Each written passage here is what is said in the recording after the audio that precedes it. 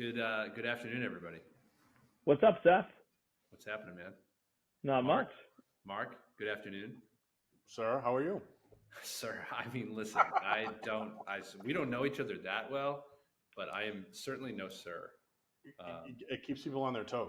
It does. You're the guy in the sport coat. I'm rocking this new black bomber to go with my. I just went to the Undertaker, got measured. They said I need to get used to wearing this. Just came out of tax season, so didn't eat too healthy. The irony is the attorney's not in a suit. When I first met Brendan, all he wore was fly suits, and he's trying to just be a man of the people now. No, he was supposed to go to my tailor, but I don't think he went. So I didn't.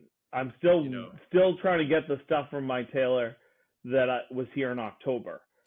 Well, but I'm going to go to your tailor the next time he comes. And Brendan, then we heard about it. He's a suit guy that comes and robs him blind right in the office. Not my guy. My guy is very efficient. We totally sketched out in a hotel room. Oh, perfect.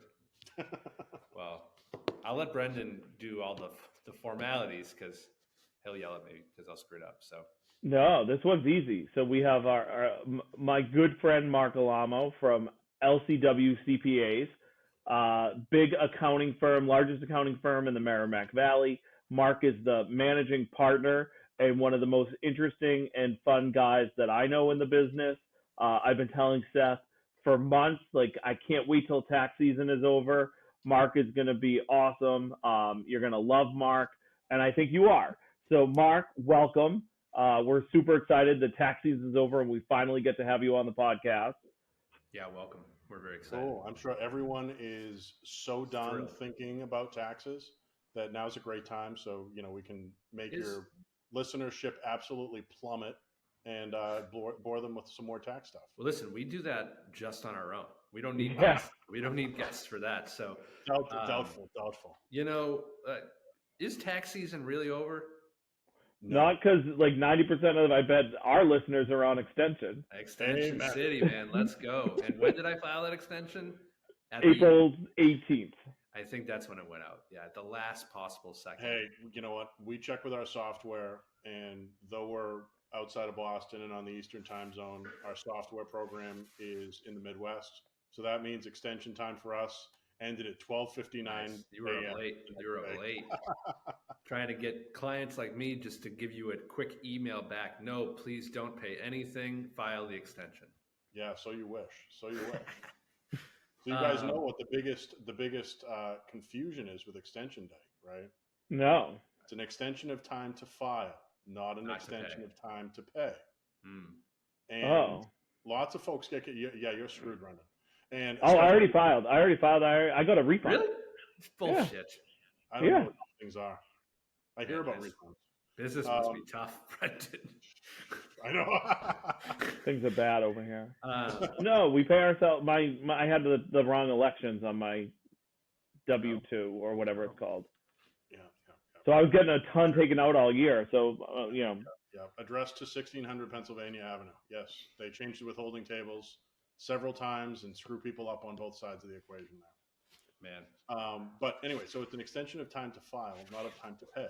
And where folks can often think that they're being cute is, I'll get the extension. They're not going to care. And then ultimately, when you file your return, if you don't have 90% of the tax paid in that you were supposed to pay in, then they say, that extension, it wasn't valid.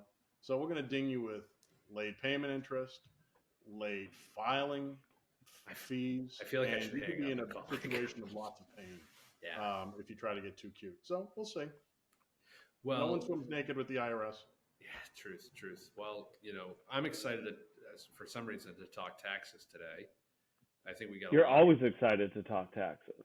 You know me, just Mr. Tax is what they call me offline. So,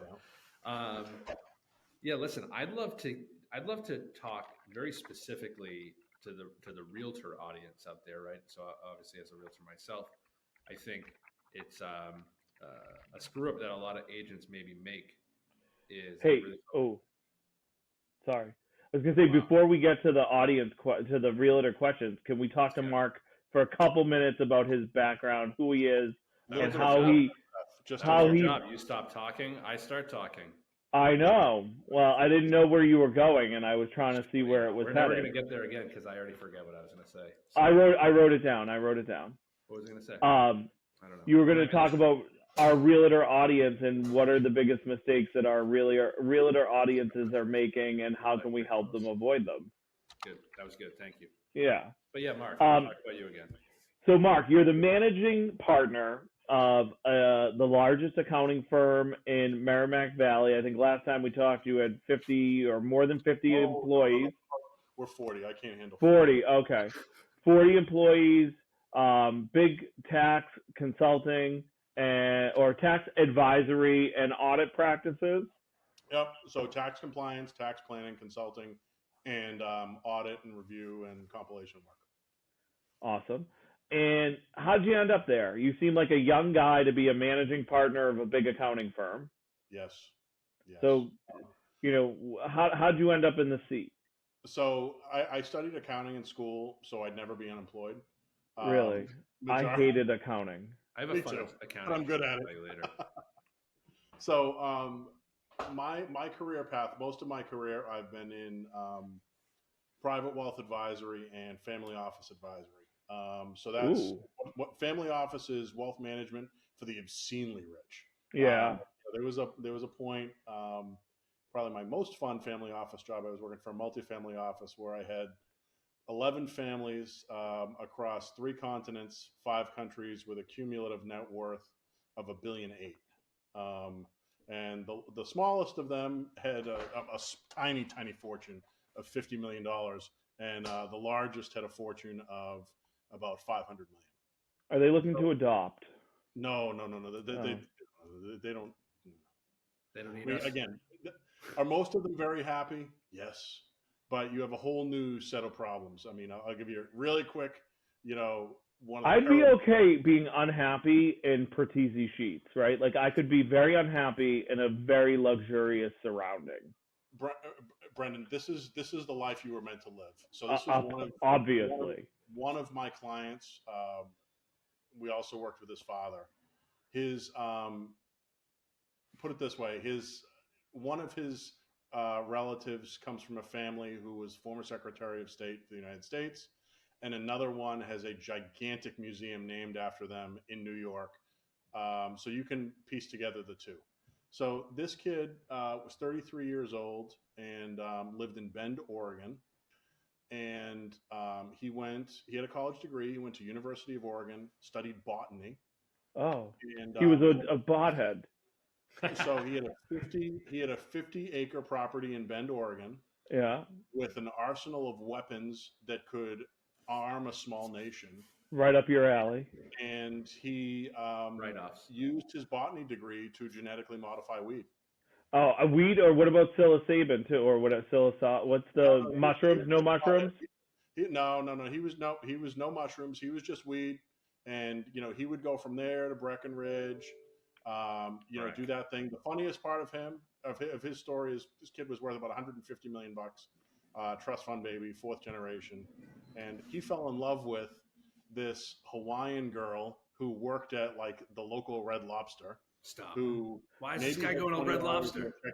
Because they have good cornbread. Like, who isn't going to Red Lobster? So the biggest challenge we had with this guy was getting him sober enough for a week so he could sign a prenup and not get it tossed out. Yeah. So I didn't do it. My colleagues did it, but he had a weekend of skydiving, this, that, and the other thing. Got him drug tested. After the drug test results came back, had him video while he was signing the prenup, so on and so forth. And then they had a second problem that we also resolved, which was they got married in Hawaii, and this was, of course, before the product was legal everywhere. And there was a problem of how do you get all of this weed from Oregon to Hawaii? For the wedding, they needed a weed wedding. You smuggle in on a they private just plane. needed product for the wedding. Yeah, so we just got a private plane and paid off the pilot, and that was the end of that. So listen, I mean, I could have solved. Well, I know who I'm calling when I have fuck you money. Listen, Mark, if you need any boots on the ground, I feel like I can solve these types of problems for people because that was a really easy solution. Throw another hard one at me. It was fun, but I'm married and I have 4 lovely children, and I want to stay married, and I want to raised my 4 lovely children in a normal way. So, someday when I write my memoir, I'll include some of these stories. I love it. Well, we'll make sure we mark the podcast explicit so the kids can't listen to Mark's it's all smuggling legal now, days. right? It's all legal. It is true. I suppose it is, right? So, that's wild. That's a So good wealth management. Yes. So from there, I ended up the last wealth management, or the last wealth management group I was working with. They hired me to launch their multifamily office, and the 73-year-old young founder who was enjoying a very favorable market had cold feet. I found myself in the market and ended up coming to work for the father of a girl I went to high school with. And in 4 years, the rest is history. And we've 5 times the firm, revenue-wise, staff-wise, new office, Awesome. new everything, kicking ass, taking names, and having fun while we do it. But how we differentiate ourselves more than anything is we do compliance stuff. Okay. Oh, we hate compliance. What's compliance? I think I Compliance like compliance. is the same thing you do. You process crap. Okay. You have to process True. paper to buy a house. You have to process paper to do estate planning or deal with things when someone dies. You have to process paper to do your tax return. The value is in using that paper processing just as a report card to say, how well did we plan up front? Because really all of this, whether you have $100,000, $1 million, or $100 million, is what are my goals and objectives, and what proactive steps am I taking to execute and achieve them? And that's what we try to do with our clients. And I think we do a pretty cool job. And we also are very fortunate that a third of my team are non-native English speakers. So we're kind of the firm of record if you have a successful Latino business.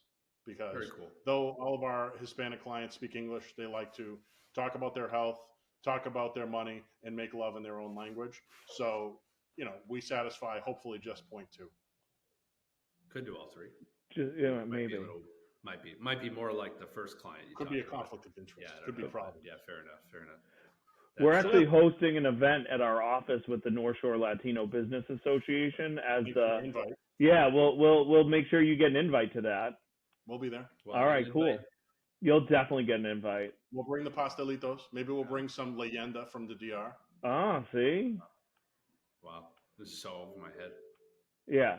So their office, Seth, we went up there. We brought all of our team up to hang out with his team one Friday afternoon. It's in a cool I don't know if you're familiar with downtown Lawrence, but it's in one of those awesome old mill buildings, like Nice. Dope office space.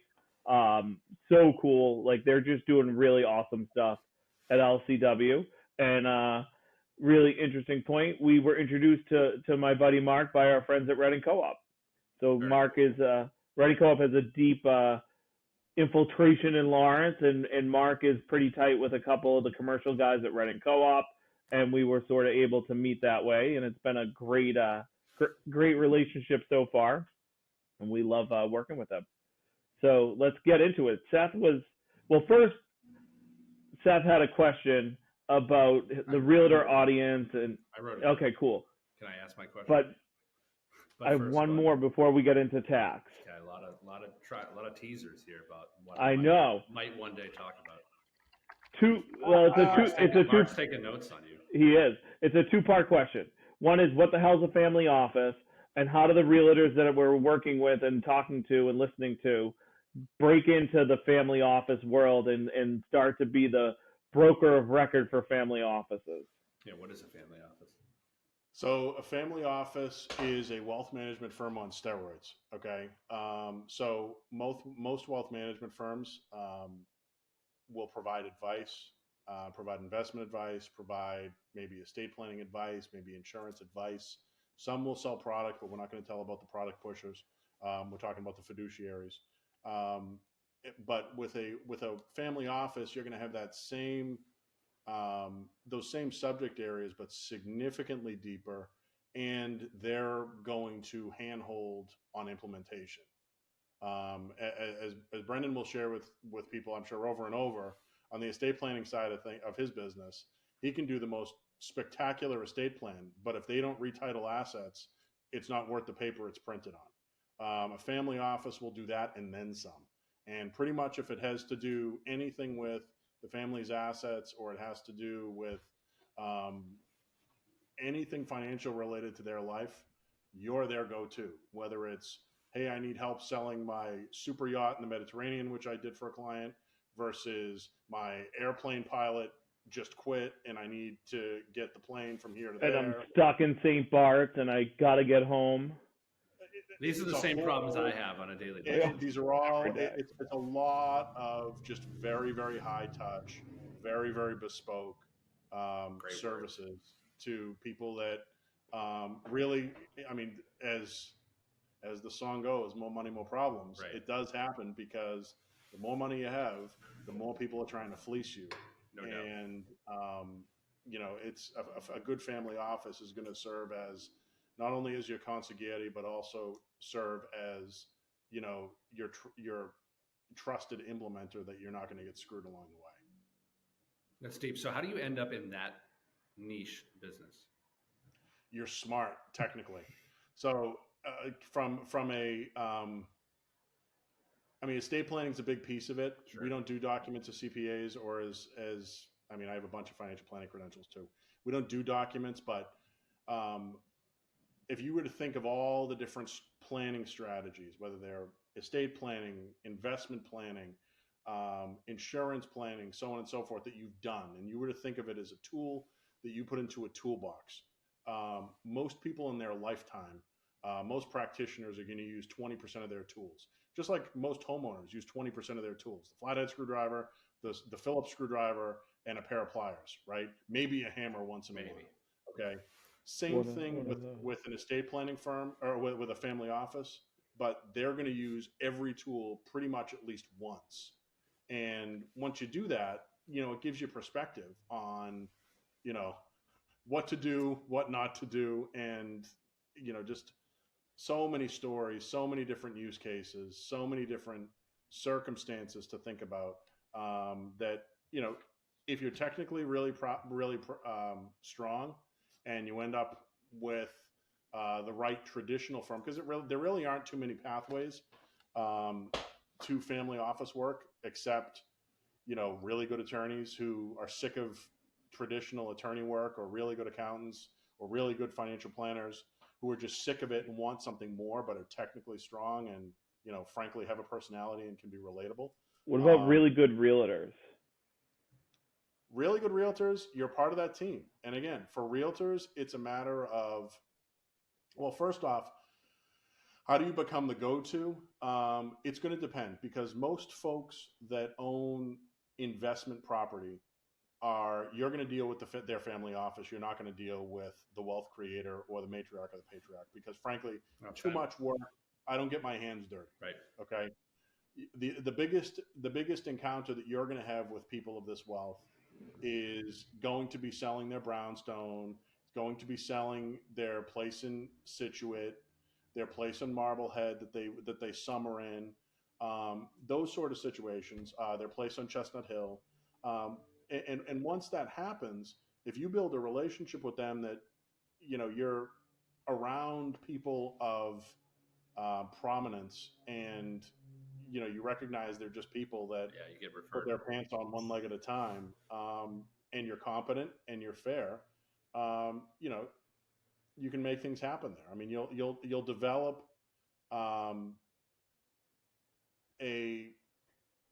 a taste and a reputation for dealing with people with exceptional wealth properly. But I'll caution anyone, and one of the reasons I'm no longer in family office world is, you can tell a rich person yes, you can tell a rich person no. You do not tell a rich person to wait. So it's really not scalable. Interesting. It can be, but it takes a lot of work and a lot of resources to make it scalable. So, you know, if you want to work with that clientele, that's great. You know, I would much rather, if I was a realtor, focus on, you know, kind of the millionaire next door type, right, who owns several, you know, maybe worth $50 to $100 million, primarily real estate centric, and is looking to jockey properties here and there. And, I'm selling this one because the cap sucks. Right. And I'm buying this one because of X, Y, and Z. Those people are going to get you much more traction. And same situation. I'm sure if every one of the realtor folks that are listening to this, if you think about who your top 5 clients are, they keep coming back to you because you give them attention, you give them deal flow. As soon as something hits MLS, or even before something hits MLS, you're getting a phone call. You treat them, you represent their interests fairly. You're not counting every friggin' dime that goes through the transaction. If the place needs if the place needs fresh flowers on the counter to increase curb appeal, they're just putting the damn flowers. They're not bitching and complaining back at the seller that, I bet all these soft costs you didn't pay me. You just do what you need to do to get it done. Yeah. And they'll just keep coming back. Right. But I think the sustainable way to build that business is, and I'm sure over and over, realtor folks hear this. You don't want more than 20% of those awesome people of your entire book. Those 20% of your people are not your profit. Those are the people that feed your kids, pay your mortgage, make your car payment. Okay. The profit is the first time home buyer that they refer you. Right. Or, the other, their third cousin, fifth removed, who they refer you, or any of these other folks, but they're going to be the ones that in season and out of season are going to be doing deal flow, and you're their guy until you screw it up. Right. Yeah, no doubt. Okay. So you said a lot that I want to unpack, right? So, I love the high touch and bespoke work. So can we rewind a little bit? Talk a little bit about what that means in your line of work. So in our it's line, tough to pull off. It's the same situation. You know what? Know what you're selling, and don't and keep your word. I mean, none of this stuff is difficult. Okay, if someone is expecting a certain level of touch, then this is what this costs, and I'm willing to provide it. Okay, I'll say something that's probably a little off color for this, but now that now I'm interested. I'm always now that we've all admitted we're prostitutes. Yeah. Let's just talk price. Okay, because whores don't get paid, prostitutes get paid. I'm a prostitute. Okay, you can put that on Instagram. Don't think we won't. Should we tag you? But have that attitude, right? Yeah. Don't tell me what I want to hear, because you will be annihilated, and you get one shot. The hardest thing to build is your reputation. The easiest thing to screw up is your reputation. Okay, it's the biggest issue in my business. It's the biggest issue in family office world.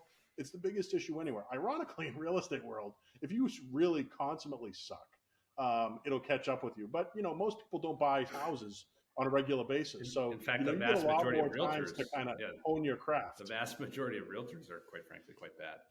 And absolutely. And luckily, we're only going to interact every 7 years. What's great is, though, that you can at least learn from those occasions, and then tomorrow's another day, to quote Scarlett O'Hara. We were talking about Gone with the Wind before this. Tomorrow's another day. Okay, realtors can do that. Attorneys can't. No. Brendan screws up once. Done. I screw up once. There goes my license. Bye bye. No one cares. Give me a dime in my Big Gulp cup when you see me at the corner. That's about it. No problem. We can. Not even Starbucks. We got to go to Big Gulps.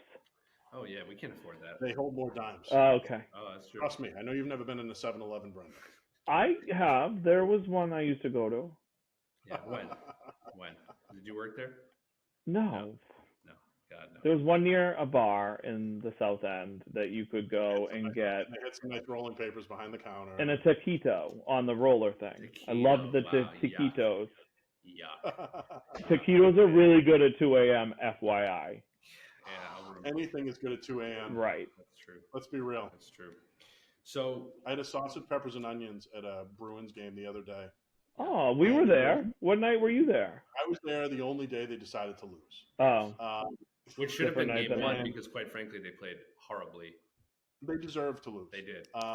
Yeah. So I'm having the sausage, peppers, and onions, and I hadn't had one probably since Red Sox season last year. Good in theory. This sucks. Good in theory. I'm like, this is good. It's not that it's bad. I said, but you know what? It needs to be like fermenting on the cart on Causeway on Lansdowne Street for like hours, with onions that have been like recaramelized 10 times for it to really have that street meat to food. really rip up the acid reflux. You need it. I'm looking for maximum amount of saturated fat Yes, possible. yeah, And you want to remember that for days as you're still burping it up. Oh yeah, and it Yeah. has. They always have legs. Make no mistake. Absolutely. Well, you just confuse the burping. It's no longer the alcohol. It's the it's the sausage. Right. So okay, so we talked a lot about the realtor work, right? So and obviously, yeah, I agree with you. I think so. Just our practice here in Eastie, we kind of pride ourselves on being like the people's agent, like just normal, cool, calm, collected. I also think we're very just like upfront and blunt with people, right? And I think that's what people want. So you said, you don't tell me what I want to hear. Like we never do that. I think those realtors are the ones that end up in trouble on a transaction because they said, oh yeah, your place is worth 1.5 million when it's worth 1.3 to get a deal, and then you screwed them over, and it ends up selling for less than fair market value down the road, right? So I agree with that, and I think I also agree. There's like investors, although they transact more often, I think they have infinitely less loyalty, right? Like they're about the deal, they're less about the relationship. There's always going to be 2-3 people to serve an investor, but the regular first-time home buyer that you de-stressed the scenario will tell all of their friends and family and will pay extreme dividends. So I would completely echo what you said. But I think so much of it though, Seth, is really recognizing, those investors, you want a few of them that are loyal to you. Yes. But don't get delusional and think you're going to build your business on them, because you can't service. You just can't. You can't service that many of them to the level that they need to be serviced, be profitable, and retain all of them. You just can't. No, I would tend to agree with you. I mean, the good news, maybe you can build your business on serving an elite group of them, and because they transact at such a high level, maybe that is your entire business, right? Maybe you have 10 to 20 that transact 2 to 3 a year. Like, let's go, right? But that's not the vast majority of investors. They're buying every 2 years on a small scale, and they're not 50 to 100 million. We're lucky if they're 5. So absolutely. We do. So I'll give you this little tidbit too. I'm a big analogy guy and story guy, because no one wants to read the tax code. Okay, if you have insomnia, you want to read the tax code. The only thing worse than that is reading Mass General laws. Because they're just boring, and they're talking about like cows and shit. That's chattel to you. Yes, chattel. I wasn't even going there. But that's a nice little fun. This is vodka, by the way. Ty Cobb is arguably. Seth has a newborn, so it is vodka, I bet. No. I'm sure it is. I thought it was just Croy water. I thought that was what you drank. I'm trying to hydrate at a higher level, so it's been very difficult for me. So I didn't mean to interrupt. Got it. So Ty Cobb in the 30s was probably a better overall hitter in baseball than Babe Ruth was. And the irony is, no one looked at him and thought that he was that much better because he was an ass. And, there was a reporter at one point, and I need to get my dates correct because I tell this story a lot, but there was a reporter that called him out for not hitting any home runs. And he's like, it's terrible for baseball because it destroys momentum. It, ruins an inning, this, that, or the other thing. And ultimately your team loses. So the guy's like, yeah, no, you're just saying that because you can't hit home runs. He's like, all right, so look at the Tigers record for the following month, and I'm gonna only hit home runs. So of course he did that, and the Tigers as a whole were doing worse than they were doing when he was doing his usual style of baseball, which is singles and doubles, singles and doubles, singles and doubles, singles and doubles. Singles and doubles don't hurt you. Singles and doubles, if you miss one, it don't matter. Get on base. Singles and doubles maintain momentum, and it's ultimately, what are you trying to do? If you're trying to sell, the Reebok mansion in Chestnut Hill, who I know the realtor who did it, and I know the guy who bought it. If that's what if you're swinging for the fences, yeah, you connect. That's great. What's your next deal? Versus, selling to an investor or selling to folks in a particular market and consistently building that reputation of hitting, double base hits and doubles, is going to get you far more wealth and more likely than not enable you to achieve your goals a hell of a lot faster. Yeah, but people think home runs are so sexy, right? So I think that's they are, and home runs are great, but you can't just be a home run hitter. No, I think that's a great analogy. I love it. Brendan, what were you going to say?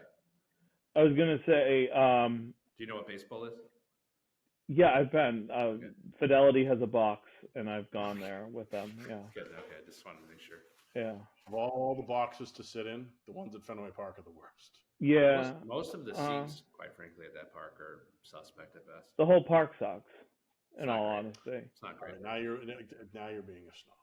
It's not great. It's not. It has some charm. It does have. It has some charm. It is prestige. They ruined it when they put all the netting around for stupid people that don't pay attention. Right. The cell phone people. Same thing with hockey. It used to be a nice punishment that you're not paying attention. If you get a baseball to the head or a puck to the head, that's your punishment. Yeah. We were, but the seats are too close together. That's the hard part there. Well, that's because they were made that's for just midgets. them really calling us out for being fat. Well, it's like sitting in coach. I like to think it's length. It's height. No, it's shoulders. Like they're too close together. Absolutely. I'm not going to lie. I have sat in the luxury suites at the new Yankee Stadium, and they don't suck. They don't suck. John Henry, if you're a listener, we want a new stadium and we want better seating. New stadium, controversial. We're getting a new soccer stadium, right? Did I hear we're getting a soccer stadium by the casino? Everett. Mr. Kraft. Yeah.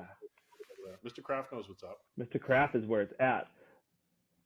All right, I like that guy. Very cool guy. Very cool guy. So let me hit with this realtor question, right? So I think someone said something to me a while ago, and on the lines of revenue and doing more deals, right? Like a lot of realtors get caught up in the next deal or selling X many homes or making X amount of money. It's really about how much cash you get to keep at the end of the year when it comes to taxes, right? So talk to us about some of the unique ways, folks in the 1099 industry, if the realtor is a 1099 individual, which might not be the right way to do it. We can discuss that too, that they can maximize savings.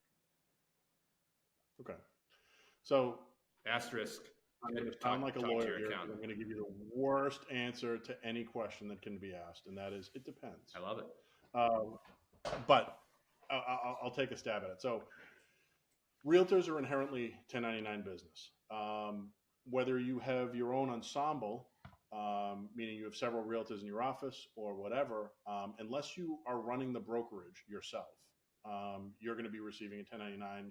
And depending upon how your deal is and how your cuts are, you may be then 1099ing out the folks that work under you, right, or what have you. What hurts folks that are receiving 1099s primarily has to do with employment taxes. So many folks have heard Warren Buffett say that his secretary pays more taxes than he does on a percentage basis. And he's correct, because if you are a W-2 employee, okay, we don't see it as much, but you're paying Social Security tax at 6.2% on the first, I think it's $150,000 roughly of income, and you're paying 1.45% of Medicare tax.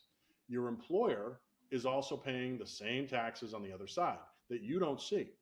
Okay, so you're just having 7.45% come out of your paycheck. When you're self-employed, both sides come out of your paycheck. What do we call that? Self-employment tax. And that is on whatever the net income is. So that is your gross income, what is on the 1099, and whatever else that you received, because just because you didn't get a 1099 doesn't mean that the rest of it's not taxable. It's all taxable. I know Brendan doesn't like that answer. I don't understand that answer. Where could you get money that isn't 1099? Because not everyone is compliant with the 1099 rules. You're supposed to get a 1099 anytime you receive a payment for services over $600. And folks, if you hate attorneys like I do, the very, very nice thing is attorneys are specifically called out that they have to be 1099'd on all payments that they get. So they get a stack of 1099s because someone at the IRS realizes how honest and scrupulous attorneys are on declaring their income. But anyway, I'll come back from that segue. I deposit cash. I bring cash to the bank and I'm like, put it in. We don't even keep cash around here. Well, I think that's good. You could have just said you deposit the cash in the drop safe in your floor, which would be much more lawyerly of you, but I digress. So anyway, you declare everything gross income. What's the drop safe? All of your expenses. Then after your expenses, that net income number is what you end up paying self-employment tax on, as well as regular income tax, like every other American, and state income tax if you're in, for whatever state in which you earned the income. So what that means is when you sell someone's property in Agunquit, okay, that is main income. That is not Massachusetts income, even though you live in Massachusetts. Now, are you going to get double taxed? No, you're going to get a credit on Massachusetts for whatever tax you pay to the state of Maine. But for real property, meaning real estate, meaning stuff that doesn't move, it is taxed wherever it is earned, and it's deemed earned wherever the transaction, where the material tenants or aspects of the contract were consummated, which real estate is clearly. What about a referral fee on real estate? So I know a lot of realtors will refer out an out-of-state buyer or seller and get a referral fee from that brokerage. Is that out-of-state income or is that in-state? Nope, that's in-state incomes because it's not. It has to do with the level of connection to the client, to the particular deal. The nexus. Wow. That's a sexy word for it. No, we're not going to talk about nexus. We don't have enough time, and I don't have enough of alcohol in my keg. Okay. So we'll skip nexus. Just to be clear, there's a keg at the office. Oh yeah. All right. We have a full kitchen, a kegerator or two. Well, we have a kegerator, then we have the spare because we always have to have a spare that's cold because it's very, very bad. Warm kegs. When Can't have that. the keg kicks and it's not ready. Yeah. And we have a full bar. You need to get an invitation to LCW happy hour sometime. I mean, listen. We'll have you up. I mean, listen. Well, happy hours are kind of on stasis. Brendan, we actually just bought a grill. Oh. Hey, listen. I can throw down. I can cook. He can. Yeah. So we just got a grill. So we're going to cook. Since we can't cook on our property, we're going to cook along the canal, which technically doesn't belong to our landlord. Perfect. And then just roll the grill in and out of the building when we're done. Nothing wrong with Love that. it. Nothing wrong with that. So anyway, so that's the self-employment tax, right? There are no additional expenses that you get to take if you're self-employed that you don't get to take if you have a business. Okay. And you're going to say, well, why do I have to pay so much? Or why is my accountant telling me I have to pay estimates? Well, because our tax system is what is known as a pay-as-you-go tax system. Well, what the hell does that mean? Well, if you're getting a W-2, every pay period, you're paying you're paying money into the government as you're earning the money. So if you're on a 1099, the government's like, hey, I ain't waiting once a year. You're going to pay me at least quarterly. Quarterlies are due 415, 615, 915, and 115, right? And there's a specific amount that you have to pay in to avoid having underpayment interest, which is just stupid. No one likes paying taxes, whether you're liberal, whether you're conservative. No one likes paying taxes that you don't have to pay. So this is just, it's worse than paying credit card interest. Wait, you don't check the box to pay extra in Massachusetts? I pay my fair share. Oh, I'm always like, yeah, no, give me the higher percentage. I want to pay more. Brendan, I will donate money to the voluntary things before I check yes, please tax me at 5.8%, because you know what better to do with my money than I think I heard that only like 27 people in Massachusetts actually checked that box. You know what? And every single one of those 27 people deserves to have all of their assets taken from them because they are not good stewards of their resources. Or they don't know how to fill out their own tax return. No, those are intentional people that are making statements. So you think you have so much money that you can afford to do that? Great. Then let's take all your money away, and then you'll see what it's like. And we'll just donate it to the charity you loathe the most. Oh, I like that. Can we set up that charity? There are so many charities in this state. I guarantee you, there's one that's there.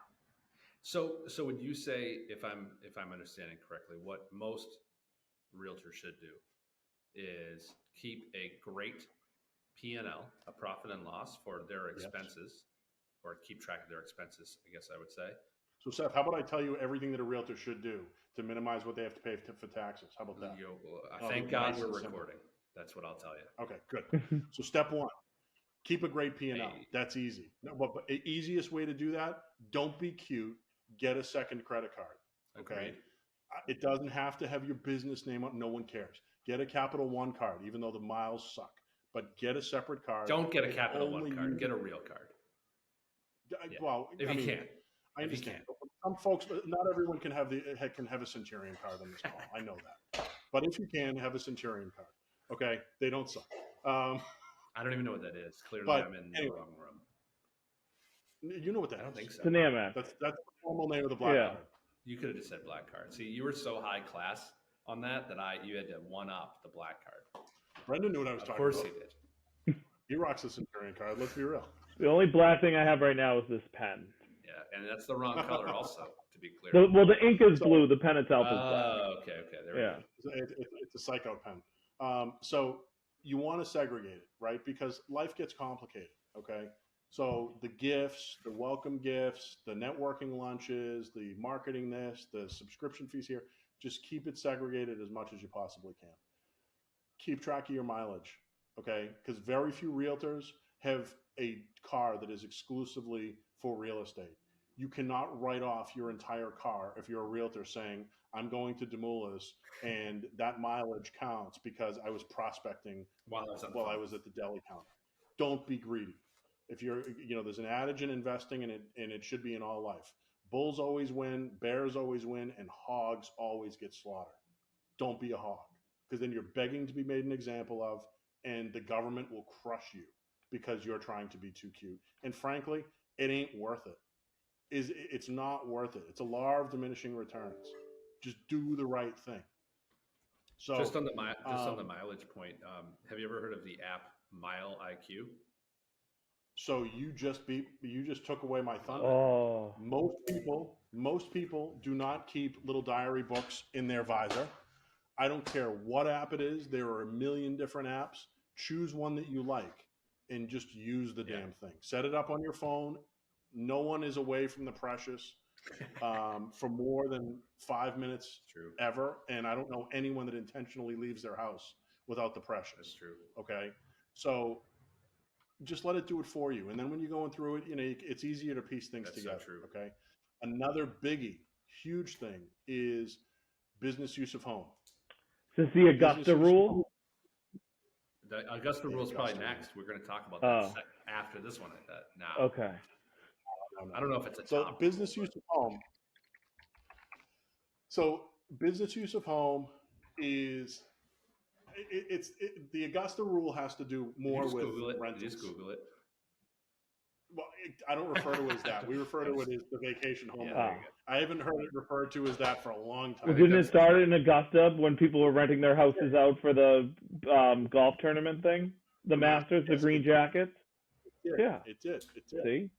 But again, we like numbers. Accountants like numbers. So they just call it the 14-day vacation home.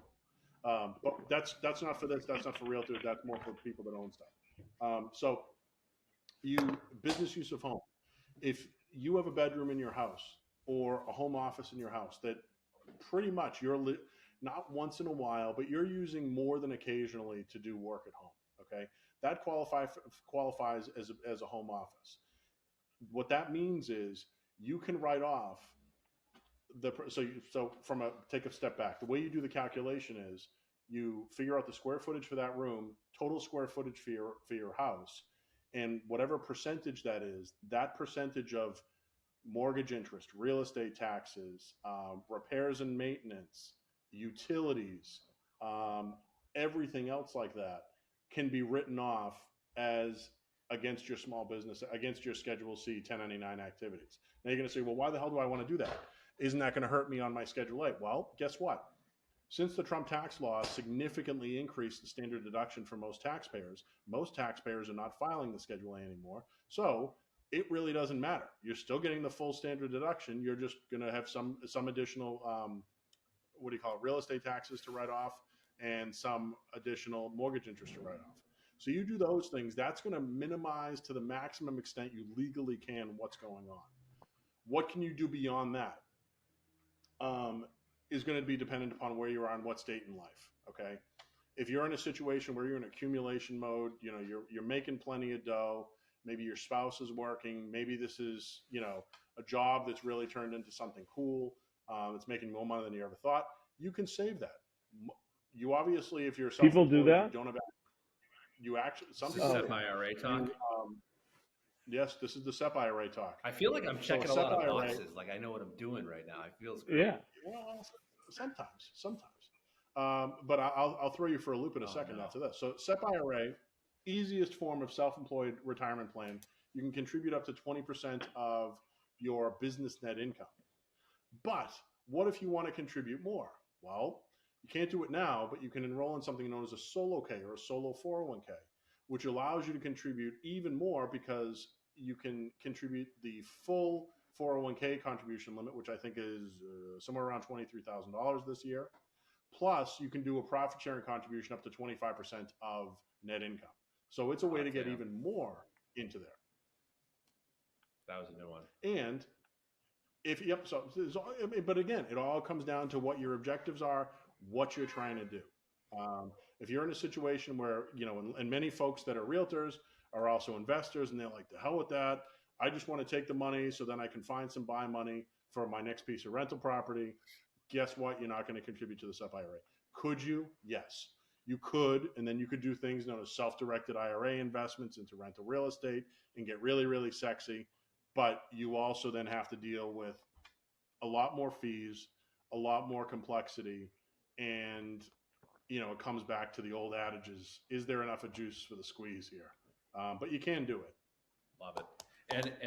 So there's a lot. And for the rental property owners, give me your elevator pitch on cost segregation. So cost segregation studies. So let's take a step back. So before we even get to cost segregation studies, what I'd rather talk about is what is a real estate professional? Ooh. And it's not an oxymoron. Hey. So a real estate, you like that? So a real estate professional is someone that dedicates at least 750 hours per year to real estate stuff. Okay. Now there are other benefits that come with this, but the biggest benefit to being a real estate professional is you are not subject to the passive activity loss rules. Passive activity loss rules came into being when the Internal Revenue Code was last rewritten, which was in 1986. And it effectively says that if you have a piece of real estate that is losing money, with the exception of if your adjusted gross income is under $150,000 a year, you cannot enjoy, or those losses from that piece of real estate cannot offset other income on your tax return. They don't get lost, they get suspended until either you have income that can be offset or you sell the property. Okay, if you're under $150,000, the law says that you can use up to $25,000 of losses per year to offset other income on your return. So if you're a real estate professional, you don't have to worry about that. That means that you buy a parcel, you buy a piece of property. Now, what qualifies you? Being a realtor, okay, if you have the hours, owning sufficient investment properties that legit you have 750 hours. If you live in a 3-family or a 2-family and you live in one unit, you are not a real estate professional. If you work at Fidelity, you are not. I don't care. You are not a real estate professional. But it needs to be facts and circumstances. This is a very highly examined area by the IRS, but it's also a very, very important and justified treatment for folks that qualify. So if you're a real estate professional, and now let's segue into some of the sexier things like cost segregation studies and solar. Would a real estate attorney transacting in real estate transactions be a real estate professional? If you have the hours. All right, perfect. Bingo. But and since you're a typical degenerate attorney, just like us accountants, and we account for every 6 minutes of our lives, you could easily prove it. We don't account for any of our time. You don't? That's awesome. Yeah, no, we do everything on flat fees. I haven't billed hourly in 10 years. You know what's even worse than billing hourly? Not billing hourly for 5 years and then having to go back. Yeah, that would be murder. People don't. Well, I mean, it's nice being king. I exempt myself from the rule, but I mean, my game, my rules. Fair. I mean, what do you want? I mean, I might do things like that too. Maybe, but you want to make sure that it's legit. You don't want to get too cute. But if it is, then you're golden. So that then flows into things like cost segregation studies. And what a cost segregation study does, it's very attractive for some investors. It's not for everyone. It doesn't make sense in all cases, because it's a timing difference. Okay, so what does this mean? And let's just start with some residential rental real estate. So if you buy it doesn't matter if it's a 2-family or a 22-family. Okay, residential real estate is depreciated over 27 and a half years per the IRS. Okay, now depreciation again is cost recovery. One of the cool things about depreciation is it's one of only a few assets that you can write off over time that in reality doesn't lose value. Okay, now you have to pay back all the depreciation when you sell, unless you do something like a 1031 or you invest in an opportunity zone or whatever. But generally speaking, it's the only asset that you get the tax cover, the deduction, while you're owning it. That's one of the reasons that owning rental real estate is so tax advantageous. Is the cost recovery wipes out a significant amount of the income that you have. Now, the bigger the property is, even with great depreciation, you get to a point where, let's focus on the 22 unit. The 22 unit, you're still going to be making money every year, right? Even after depreciation. Okay, so what a cost segregation study does is, instead of looking at the whole property as one item and depreciating it over 27 and a half years, it looks at it as parts. Okay, so you have a bunch of specialty accounting nerds that come in that prepare a cost segregation study that they indemnify and they stand behind, and they say to you and to me and to everyone else, if the IRS questions it, we'll defend you, so don't worry about it, because they have a reputation to defend. But what they do is they'll come in and do a study and say, all right, in my office, I have HVAC ducts, I have light fixtures, I have light outlets, I have carpeting, I have things like that you can break some of those out and say, all right, if I look at them individually, they're not 27 and a half year property. They may be 7-year property. They may be 15-year property. They may be 5-year property. And that accelerates the depreciation on those items. You do not have to do a cost segregation study immediately upon purchasing or immediately upon renovating a property. You can do it at any time because it's just the timing difference. So the net effect of this is that it accelerates the depreciation to the now. So unless you are a real estate professional who can enjoy losses or has other real estate income to offset, if you're a passive investor or an investor with just passive income and you do a cost seg study, you know what it does? Absolutely nothing. It's going to create a gigantic loss for you that's going to sit suspended. But otherwise, it can be really cool. So why do people do it? So hold people on real do quick, it just so I make sure I understand. So the loss that you have, unless you have income to offset it against, is hypothetically unused and suspended until future things you can bring against. A carry forward loss, right? It is a well, not to be confused with carry forward long-term capital losses. Oh. It is a passive it is a carry forward passive activity loss. So if you owed from strong revenue and you did this, it would apply. Hypothetically. As a result of strong real estate income, yes. Okay, continue. I was just trying to understand the whole suspended. No, I get it. I get it, and I'm speaking precisely because it's there.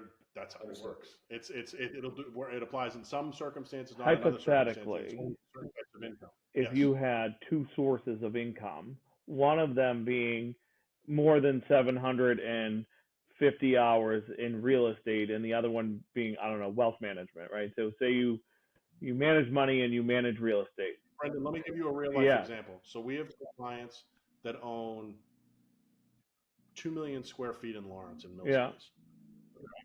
They also have a very large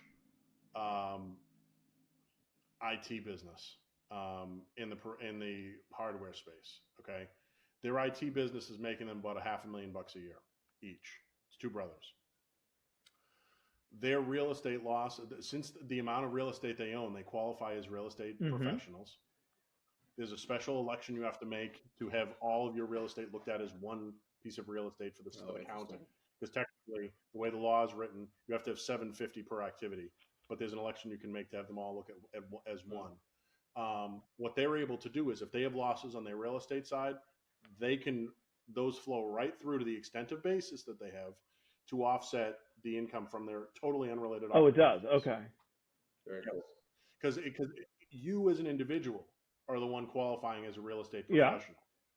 You either Right. are or you So are. it doesn't matter the source of income, the type of income producing. If you're Yeah. a real estate professional, I follow. the Yeah. losses flow until you get to your And basic. hypothetically, this client may or may not also additionally benefit from a cost segregation on their square footage. So they may or may not based on so here are some of the other things. Why they're attractive and why folks do them is obviously to reduce their income tax Sure. footprint. The other reason is banks don't care. Banks, when they're looking at a loan or they're looking at covenants, depreciation gets added back. It's a non-cash item. So how do you increase? Because that's the other balance, right? You're qualifying for mortgages. You're looking at DTI. You're looking at debt coverage. You're looking at all these different things, so you don't piss off your bank. Okay. Cost segregation studies are attractive because they erase your income tax and don't piss off. Well, they don't bring down your net income, right? Orders a cost segregation immediately. Very cool. So I have a guy that I work with. He's awesome. Very cool. There's lots of people that do it. My guy's great. You can reach out to me afterwards, and I'll give you. Will do. But there is a flip side to these. All right. There is a flip side to these. If you're going to own these properties for a long period of time, the music stops, and then you're screwed. Oh, tell us more. And then you have no more depreciation. Or if you accelerate the depreciation, in your example, like so, and then you sell the property within 2 to 3 to 4 or 5 years, you're going to get creamed. You're going to get killed on depreciation recapture. Yeah. So why does the music stop? So depreciation recapture, just on. Go ahead, finish your thought. So depreciation recapture, because no one likes to think about this. Everyone just has a very, very basic delusional thinking about how capital gains work. Well, I bought the building for $500,000. I should only have to pay tax on anything above the $500,000. Right. Oh, what about the depreciation? Forget about the depreciation. That doesn't matter. No, it does matter. Because what the government says is, if you buy a property at $500,000, let's say you depreciate it down to $400,000, right? And then you sell it for $1 million. Okay? What the government says, so, Joe usual client who this is their first rodeo is going to think they're paying capital gains tax on $500,000. They are. They're also doing depreciation recapture on $100,000. Now, because it's real estate, depreciation recapture is tax advantaged. Depreciation is a deduction at your marginal rate. So if you're a wealthy person, it's worth 37 cents for every dollar of depreciation that you get. But the recapture is capped at a max of 25%. It's code section 1250 depreciation. Until you get to sea level, that $500,000. After that $500,000, your long-term capital gains, which if it's $500,000, you're going to be paying 20% plus 3.8% in Obamacare. Hot damn. This is deep. So where's the sweet spot from an owner perspective to do a cost seg? Right, because you said the music stops. Like, where's that? So I think that it really is. And obviously, this is not accounting advice, and we are giving no general. We're all general discussion. No, of course, I am providing no specific advice. Guys talking about stuff, just curious. Yeah, we're fine. We're fine. Honest and truly, every circumstance is different. You have to look at what your goals and objectives are. You have to look at what you're trying to do. You have to look at, all right, what are your plans? Is this a one and done? Or are you looking to build this into an empire? Okay, we have folks that are doing it and building it into an empire. We have folks that are, just getting to a point. We have one guy who's an amazing client of ours. He's awesome. He's an immigrant from the Dominican Republic. He came here. He owned an auto body shop, bought the property that the shop was in. Bing bang zap, about 1 billion 1031 exchanges later, he has about a $50 million portfolio, and he's a super nice guy and super real and grounded guy.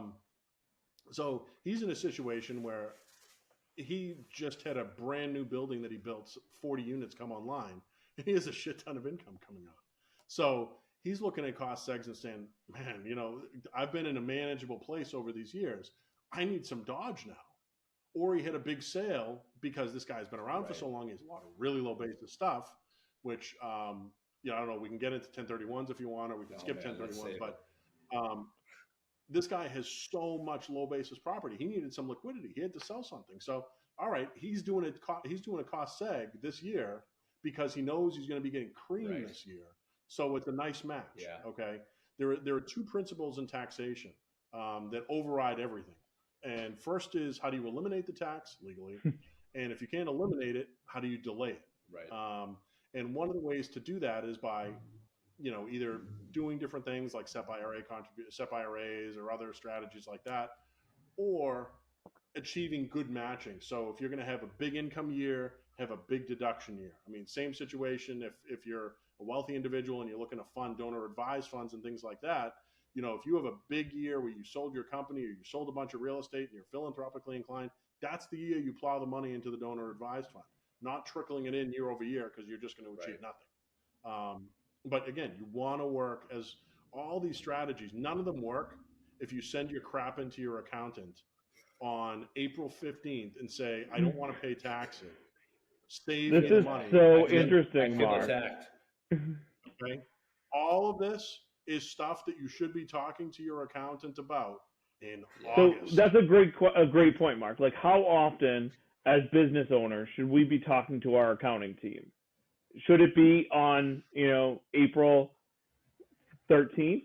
Or are there better times that we should be, or are there multiple times we should be talking to guys like you? Like, what's best practice for an average business owner to have relationship with their accountant? So again, depends the type of business, but generally speaking, and before any big transaction, not the night before, before any big transaction, okay? Because there may be planning objectives, planning opportunities, planning things that you can execute on. The other thing is you definitely would want to be doing year-end tax planning, which is, generally anytime after Halloween, but definitely something that is done before Christmas, not after Christmas. We have families too. We always work, but we like to not have to work more than 40 hours between Christmas and New Year's if we don't have to. Same. But the really, really valuable stuff is, again, when there's no gun to your head. Right. The important, non-urgent stuff, as Stephen Covey would say. That's the stuff that you should be doing and having one kind of planning summit annually that you should be working with your advisory team. And that could be your attorney, that could be your accountant, that could be your financial advisor. It all depends on the complexity of your situation, what your state is in life, and also, frankly, what dollars are involved. Because, as I said earlier, we sell time. So when are you opening an office in Lynn? I don't need to open an office in Lynn. My car drives. Oh. And I know a guy that I can squat in his office. Anytime you want. Well, now you know a guy in Eastie. Yeah, you got one in Eastie too. Yeah, we got plenty of space. There you go. How close to Santarpio is? That's we're my pretty East close. Boston question. 5 minutes by car. Awesome. Not that you can park there anyway. I'm a big fan of that. But again, it just comes down to planning, and it comes down to being proactive. I mean, and if you want something to be productive, you need to invest in it. And just because we cost money, don't be cheap. Yeah, good advice. Amen. Okay. Let's see. Anything else, Brendan, you want to make sure we hit on today? Those were the two, when we touched base this morning, stuff. those were like the two big things that I really wanted to focus on. I think that I certainly loved hearing a lot of that. I also can't stress enough about how important it is to have a good relationship with your accountant, right? To be able to talk to them. Like, Mark is really smart and really good and accessible. A lot of accountants, I meet a lot of people, and accountants generally aren't perceived as like gregarious people that are like great networkers. And Mark is just a great guy. Like, I could see wanting to talk to him all the time. So like, it would obviously, it would cost me a lot if I were, when I become his client. But it still makes a lot of sense to have robust conversations with your accounting team about sort of strategy and how to make sure that you're like running your operation optimally, especially if you're a 1099 small business owner. Like, you're responsible for it all. Like, make sure you're talking to these guys. Well, and the other thing too, and I appreciate all that, Brendan, and I can't emphasize this enough. The three of us, Seth, Brendan, and I, are all in businesses again that are required to do certain things. Okay, which means there's a tremendous amount of practitioners that are colleagues of ours that are very, very good, that are just interested in the compliance piece. What do we have to do to get this done? Okay, but the compliance again is, if I'll leave you with something, the compliance is the report card. You can get a realtor that's going to do a P&S for you, going to negotiate stuff, going to get stuff done. That's it. Wham, bam, thank you, ma'am. And you're not going to feel that they heard you. You're not going to feel that they represented your interests and got you the best buyer or negotiated the best deal.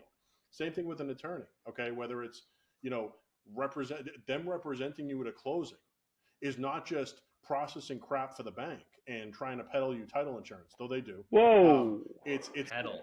Hey, title insurance is part of the game. That's fine. Don't hate the player, hate the game.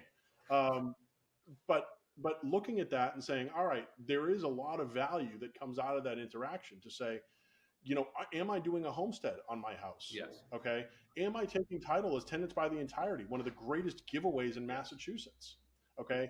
Am I looking at, I now have this huge asset and I have this young family and I'm the sole breadwinner. Do I have life insurance? Yep. Do I have a accountant? Do I have a good wealth manager? And it doesn't mean that anyone's stupid. It means that you're really bright at whatever your particular craft is. Otherwise, you wouldn't have an occasion to talk to any of us. I can't do a lot of things. You don't want to see me play sports. But that doesn't mean that I'm a stupid person. It just means I can't play sports. Same thing for any of these other things. Okay. And because our businesses are the way they are and we fill our minds with a bunch of stuff and then we sell our brains, okay, you have to pay us fees. It's not hidden. Sorry, that is what it is, but you get what you pay for. And if you want counsel, you want advice, and you want intentional results, that's what you got to deal with. But not everyone's like that. And I'm not disparaging anyone else, but just not everyone's like that. It's very easy to get into an annuity mentality where you just show up every day and you do this and whatever. Well said. Well said. Yeah. I have one last real estate tax question. I suppose I'm going backwards here a little bit. So, yes. so just a little bit of explanation. So what we do here is I actually S-corp myself, right? And then I take a W-2 from myself. And then we run the P&L. Would you say that I hear that that's the right way to do it, at least with the existing tax code, is my understanding? As thoughts? It all depends on how much.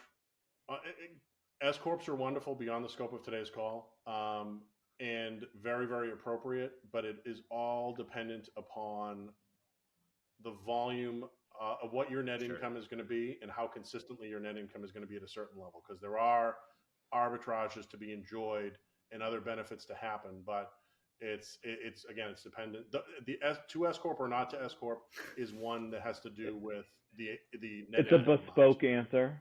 That is a bespoke answer.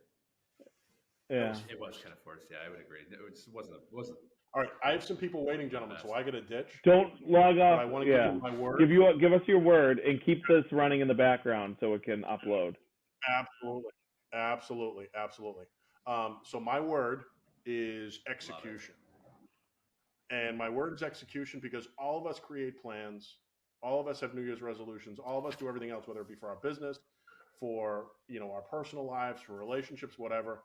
Execution's all that matters. Execute and screw up, and then you execute again. But if you don't execute, all plans are garbage and crap. Yeah, well said. So with that, gentlemen. Awesome. Thanks, Mark. Mark, it was a Thank pleasure. you for the opportunity. Happy to come back for an encore and talk about 100%. other stuff if you'd like to. Thanks so much, definitely. Mark. All right. Take care. Be well. Bye-bye.